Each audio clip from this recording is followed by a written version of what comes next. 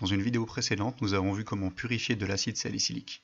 Le but de ce laboratoire sera à nouveau de travailler avec celui-ci, mais cette fois-ci, le but sera d'acétyler la fonction alcool de l'acide salicylique pour obtenir de l'acide acétylsalicylique, qui est aussi appelé de l'aspirine, et qui est un médicament possédant des propriétés analgésiques et anti-inflammatoires. Pour cela, nous aurons besoin d'un Berlin de 250 ml, d'un Erlenmeyer de même contenance avec son bouchon.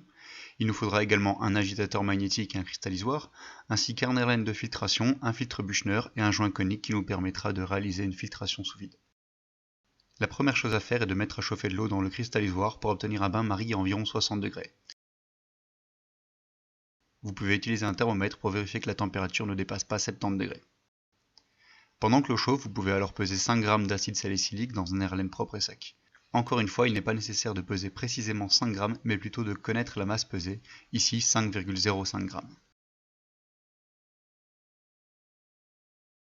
Vous pouvez ensuite ajouter 7 ml d'anhydride acétique dans l'Erlen à l'aide d'un dispenseur automatique, et ensuite y ajouter 10 gouttes d'acide sulfurique concentré qui servira de catalyseur à la réaction d'acétylation.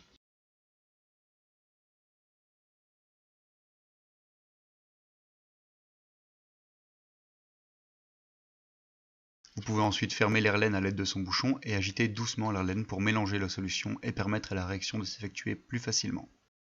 Après 1 à 2 minutes, on peut remarquer que la solution est devenue transparente, ce qui est un indicateur de l'avancement de la réaction. L'agitation est maintenue jusqu'à observer que la solution devienne blanche, due à l'apparition d'un précipité qui est notre produit. Une fois le précipité apparu, l'Erlen est plongé dans le bain-marie à 60 degrés et agité doucement pour fluidifier la solution et permettre à la réaction de se terminer. Après quelques minutes, la réaction est terminée et on peut retirer l'Erlen du bain-marie pour le laisser refroidir. Pendant ce temps, de l'eau froide est préparée en introduisant de la glace et de l'eau déminéralisée dans un Berlin. Une fois cela fait, vous pouvez finir de refroidir l'Erlen en le passant sous un jet d'eau du robinet.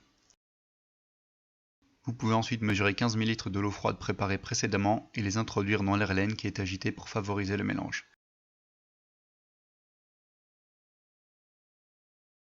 Cet ajout d'eau a pour but d'hydrolyser l'excès d'anhydride acétique en acide acétique. On peut ensuite ajouter 50 ml d'eau froide supplémentaire et agiter 2 à 3 minutes pour finaliser la précipitation de notre produit final qui est l'aspirine. Cette aspirine peut ensuite être isolée par filtration sous vide sur Büchner. Pour faciliter la filtration, il faut d'abord casser le solide en morceaux à l'aide d'une spatule avant de verser la solution sur le filtre.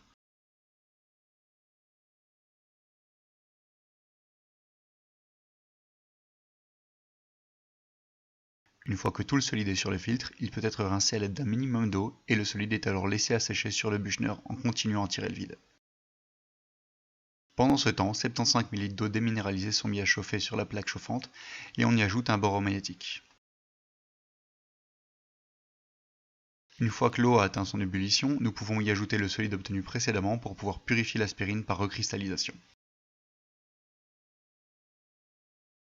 Après un certain temps, tout le solide est dissous et l'Erlen peut alors être retiré de la plaque chauffante pour redescendre doucement en température et permettre la recristallisation du produit.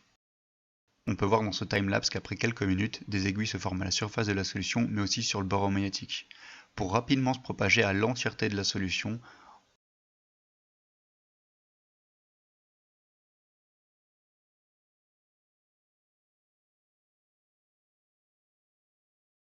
durant cette recristallisation, vous pouvez tarer un papier filtre qui servira à récupérer l'aspirine.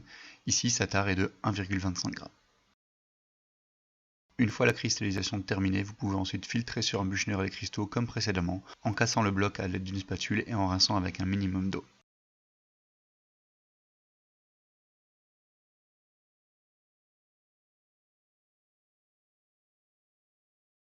Une fois les cristaux obtenus bien essorés, vous pouvez les transférer sur le papier filtre préalablement taré.